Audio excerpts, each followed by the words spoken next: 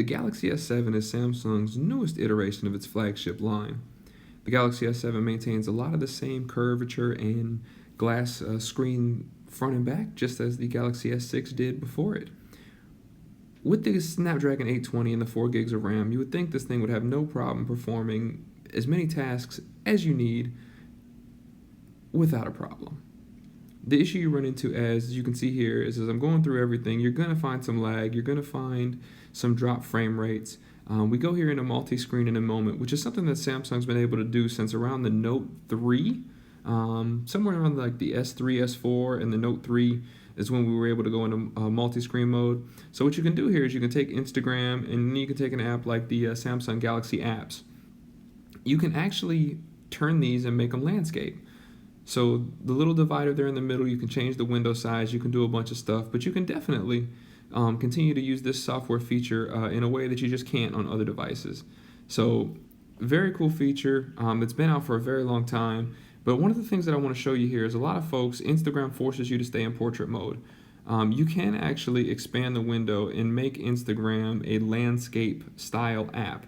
Not that it's something you necessarily want to do all the time, but if you look here though, performance appears good until we start to do something like the camera. So we've been going through and I've been jumping in and out using the back button as well as the recent apps button to just jump back and forth and see, kind of what sort of performance that we get. Now that we jump in the camera button, you're going to actually really see some lag here. So I'm in Uptown Charlotte right now, changing the focus point real quick, and the rear shooter is a very, very solid device.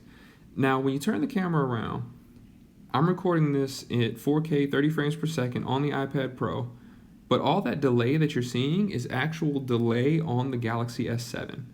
So on the screen of the Galaxy S7 is where you're going to see the delay. So that's rather disappointing. You can even see the screen having a hard time refreshing itself to get back to the home screen itself. So this is the Samsung launcher, pretty stock background. I have a whole bunch of apps, and I'm actually going to reorganize them to A to Z. But this is just kind of a way to look at it. So I want to compare this to the phones that I was coming from and went to after this. I had this device for about 2 months, and a month is my full device. So I was coming from the from the iPhone 6s, and I went to the iPhone SE after that. So as you can see here, here's some of the size differences and just the style differences in the SE, the 6s, and now the Galaxy S7.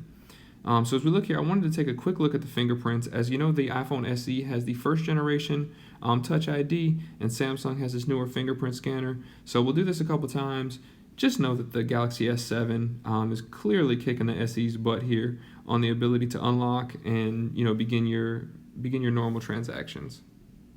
The iPhone 6s is similar results, except the 6s has the second generation Touch ID. A little bit faster, but the Galaxy S7 still unlocks the device a little bit faster. Something we haven't really talked about is Samsung Pay, which works at essentially any place where you can swipe your card.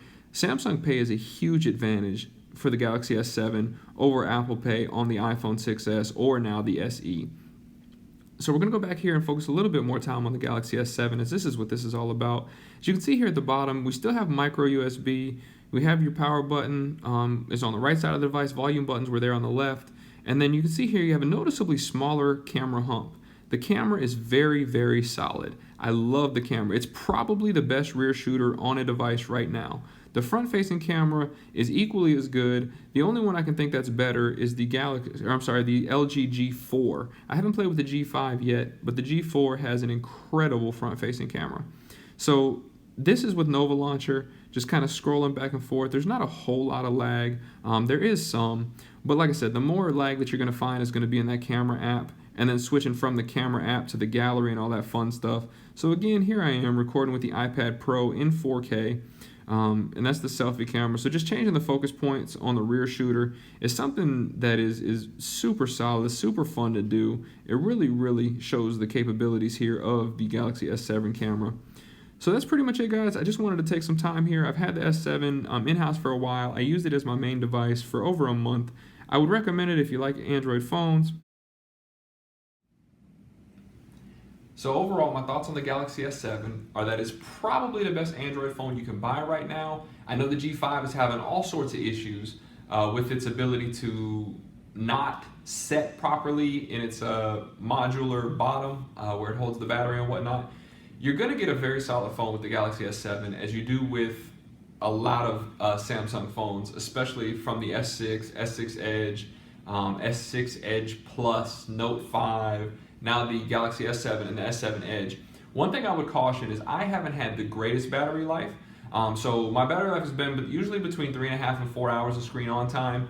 The problem that I've had so far with this device is when the device is in standby mode, essentially. When it's in your pocket, when it's not doing stuff, it chews through battery. It's not a location issue. A lot of times, it's just that the phone never gets into deep sleep. So, of course, you can turn off all your radios and stuff that we've been doing since Android Freo, but why? Why should you have to do that? Leave location on, all that fun stuff, and you shouldn't have an issue with battery. I was able to pick up a battery case for it, which I will actually take care of a separate review for. But I've used this now as my main device for over a month, and I like it. It's very solid.